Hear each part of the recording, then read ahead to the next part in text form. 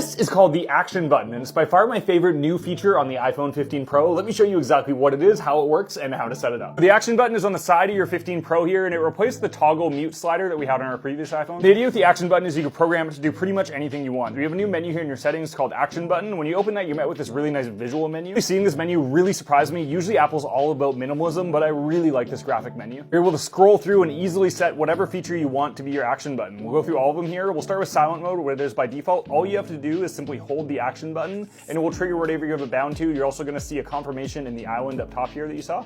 Next, we have the focus mode. You can toggle your do not disturb. Again, you're just going to hold that for a few seconds and you'll toggle that on and off. I can see this one being very useful. Next up, we have camera, and there's a whole bunch of different things you can do with camera. You can take a photo, you can take a selfie, take a video. We're just going to have it on photo. Again, we're going to hold that Action button and you'll see the camera will pop right up. You could also then push the Action button to take a photo.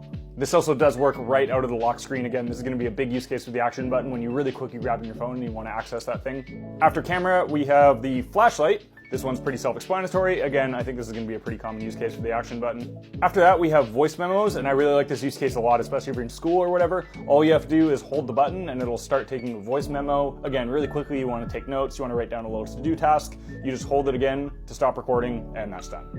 Next up, a really cool accessibility feature, which is the magnifier. You just hold the button and then you're able to bring up this really easy to use magnifier. Now, next we have Siri shortcuts. We're going to skip that one because I'm going to finish off on that one. And then we have accessibility. You could trigger a whole bunch of different accessibility features. Again, this is going to be great if you have fine motor issues and you just want a really big button to press. I like this use case a lot. But let's hop over to shortcuts and talk about how these are going to really revolutionize the Action button. So you might have realized that not a lot of these have much customizability. It's just set the action you want it to use and be done with it. But shortcuts is going to change that. Shortcuts is going to let us use a bunch of really complex rules to define what the Action button does. We could do things like have it do different things at different times of day. We could have it do certain things when we're at a certain spot. Maybe when we're at home, we want it to do one thing. When we're at school, we want it to do another thing. And not just that, with shortcuts, we're going to be able to do a bunch more advanced actions as well, doing things like sending text messages, giving us directions, really anything we could think of, we can trigger with a shortcut. And you know we're going to be using this for smart home stuff. I already have a few test automations set up that I've been using the Action button for, and it works really well.